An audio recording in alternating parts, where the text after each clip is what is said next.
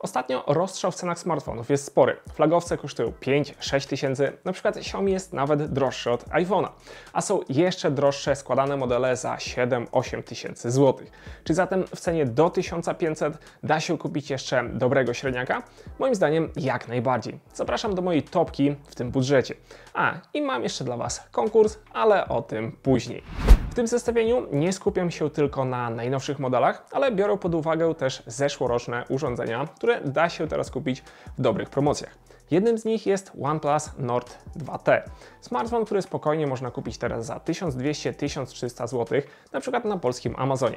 Charakteryzuje się AMOLEDowym ekranem o przekątnej 6,43 cala z odświeżaniem do 90 Hz. Nad wydajnością czuwa MediaTek Dimensity 1300. Do tego mamy szybkie pamięci, no i nakładka producenta jest prosta i zapewnia, że urządzenie działa szybko i sprawnie. Aparat główny ma rozdzielczość 50 megapikseli i robi ładne fotki oraz filmy, bo jest to znana z flagowców matryca Sony IMX766. Wbudowana bateria 4500 mAh spokojnie wystarczy nawet na mocniejsze użytkowanie przez cały dzień, a 80W ładowanie spowoduje, że szybko uzupełnimy jej brak. Ponarzekać można tutaj w zasadzie na plastikową ramkę, chociaż jakość wykonania stoi i tak na dobrym poziomie. Do 1500 da się też wyrwać świetnie wyglądający Realme 11 Pro 5G. Co prawda jest to wersja trochę słabsza, bo bez plusa, jednak nie jest on dużo gorszy od Pro Plus. AMOLEDowy panel ma przekątną 6,7 cala z odświeżaniem do 120 Hz. Do tego mamy procesor MediaTek Dimensity 7050. Jest nawet mocna bateria 5000 mAh. W porównaniu do wersji z plusem aparat nie ma 200, ale 100 megapikseli. No i w sumie i tak robi niezłe fotki. Na dodatek mamy też, jak na ten budżet, dobre głośniki stereo. Z minusów u Realme bywa różnie z optymalizacją i wydajnością, w sumie podobnie jak u Xiaomi, więc zdarzają się spowolnienia. Czasami warto zresetować do zera smartfon. A teraz przejdźmy do klasyka klasyków, jeżeli chodzi o średniaki, czyli Redmi Note 12 Pro 5G. Tak jak już nas przyzwyczaił producent, bateria ma pojemność 5000 mAh, więc smartfon spokojnie wytrzyma nawet 2 mocniejsze dni. Do tego jest 67W ładowanie, wyświetlacz ma przekątną 6,67 cala z odświeżaniem do 120 Hz, oczywiście jest to AMOLED. Procesor to MediaTek Dimensity 1080. Sporym plusem jest aparat główny o rozdzielczości 50 megapikseli i jest to, tak jak w OnePlusie, matryca Sony IMX766, wyciągnięta z zeszłorocznych flagowców. Są też głośniki stereo, a nawet producent zdołał tu umieścić port jack na słuchawki. To, co mi się nie do końca podoba, to same błyszczące plecki, chociaż nosząc go w etui nie robi to i tak różnicy. Pod względem wydajności do ceny Poco X5 Pro to jeden z najlepszych wyborów. Do tego ta żółta wersja pokryta skórą wegańską może się podobać. Model ten występuje w promocjach za 1200-1300 zł, a widziałem go nawet o stówkę tańszego. Na pokładzie mamy Snapdragona 778G, co jest miłą odskocznią od Mediateków, które w sumie zdominowały średnią półkę. Do tego, podobnie jak w Redmi Note 12 Pro, jest tu AMOLEDowy ekran o przekątnej 6,67 cala. Tak samo bateria ma 5000 mAh. Tutaj co prawda aparat ma 108 megapikseli, ale w ogólnym rozrachunku, mimo tego, że jest więcej pikseli, no to jednak ta 50 z Redmi moim zdaniem jest lepsza. Więc jak stawiacie na wygląd i wydajność, to Poco będzie lepsze. Jak na aparat, to ja bym był bliżej Redmi. Chociaż tu też kwestia, który będzie tańszy, no bo są bardzo zbliżone do siebie. Samsung na tym polu cenowym też ma swoich przedstawicieli. Model Galaxy A34 początkowo z ceny ponad 1500 spokojnie teraz można wyrwać za 1300 zł. Smartfon ma procesor znany już z wcześniejszych wymienionych urządzeń, czyli MediaTek 1080. Do tego ekran Super AMOLED o przekątnej 6,6 cala z cukierkowymi kolorami. Jest też bateria 5000 mAh. Niestety tylko w odróżnieniu od innych producentów mamy tu wolne 25W ładowanie. No i sam aparat 48 megapikseli na papierze nie jest najlepszy, no ale Samsung umie w algorytmy i zdjęcia wyglądają całkiem nieźle. Blisko 1500 jest też mocniejszy brat A54, jednak on się jeszcze nie mieści w budżecie nawet w promocjach, więc delikatnie przekracza tą kwotę. Dlatego też postanowiłem sięgnąć po poprzednika Galaxy A53 5G, który da się jeszcze kupić w sklepach i to w podobnych pieniądzach do A34. A tak w zasadzie A53 ma ekran o przekątnej 6,43 0,2 cala, więc jest trochę mniejszy i zgrabniejszy.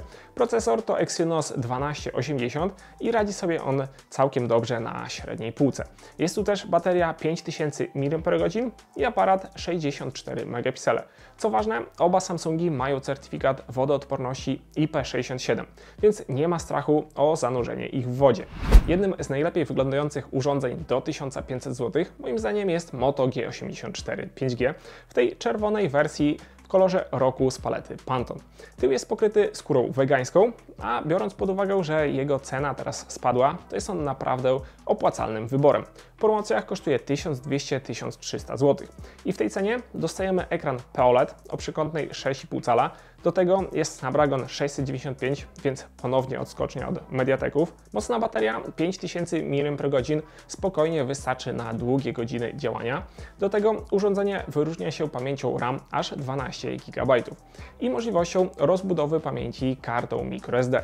Ponarzekać można tylko na krótkie, deklarowane wsparcie producenta aktualizacjami, jednak Samsung, a nawet Xiaomi deklarują dłuższe wsparcie. Chociaż zostając przy Motorola, nieźle cenowo wypada też zeszłoroczny średniak Moto Edge 30 Neo, który w zasadzie kosztuje już poniżej 1000. Ma tak samo procesor Snapdragon 695, do tego jest kompaktowy, bo ma ekran o przekątnej 6,28 cala, więc na tle wymienionych tu modeli jest najmniejszy. Aparat główny to 64 megapiksele. Bateria z racji rozmiarów jest też trochę mniejsza, bo ma 4020 mAh, ale i tak daje radę ten jeden pełny dzień. Więc jak nie zależy Wam tak mocno na wielkiej baterii i aparacie, to może być niezłym wyborem przez pryzmat tej niskiej ceny. A teraz czas na trochę egzotyczną markę, nowość w tym roku, a dokładnie Infinix Note 30 Pro. Smartfon jest teraz dostępny tak jak poprzednik za 1000, no ale on jest zdecydowanie większy. Ma ekran o przekątnej 6,78 cala z odświeżaniem do 120 Hz. Do tego jest aparat główny 108 megapikseli, złącze na słuchawki, głośniki stereo, bateria 5000 mAh, nawet z ładowaniem bezprzewodowym. Jest też ciekawy design, jednak nie obyło się bez kompromisów, bo procesor to Mediatek Helio G99, więc niezbyt mocna jednostka, do tego nie obsługująca sieci 5G, tylko maksymalnie 4G, więc jest to jedyne urządzenie z zestawienia bez 5G. Na koniec zostawiłem moim zdaniem najciekawszy sprzęt, którego cena mocno spadła, bo z ponad 2000 teraz możemy go kupić poniżej 1500, czyli Nothing Phone One. Smartfon wyróżniający się zdecydowanie wyglądem. Po wzięciu w dłoń mamy wrażenie, jakbyśmy mieli iPhone'a, ale takiego z Androidem. LEDowy panel na tyle i te w teorii przeźroczyste plecki wyglądają naprawdę ciekawie. Snapdragon 778G Plus zapewnia wysoką wydajność w codziennym korzystaniu. Do tego bateria 4500 mAh, ekran ma przekątną 6,55 cala z odświeżaniem 120 Hz, no i jest to taki złoty środek pomiędzy dużymi a małymi urządzeniami. Na tyle mamy też niezły zestaw dwóch aparatów po 50 megapikseli. Główny to ta popularna matryca od Sony, co w Redmi i OnePlusie.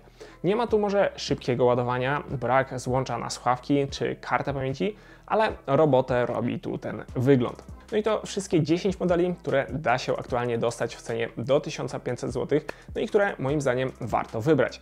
Na koniec, jako że zbliżają się święta, to mam dla Was konkurs i wybiorę jedną osobę, która może wygrać powerbank Redmi o pojemności 10 000 mAh. Standardowo konkurs jest dla subskrybentów, więc koniecznością jest subskrybowanie kanału, aby wziąć udział. No i punkt numer 2 to napisanie komentarza zaczynającego się od K. Możecie dać znać, który smartfon z tej topki byście wybrali, a może macie jakąś inną propozycję do zestawienia, albo napiszcie po prostu, jaki smartfon posiadacie, w jakim budżecie, albo dajcie znać, co tam u Was słychać.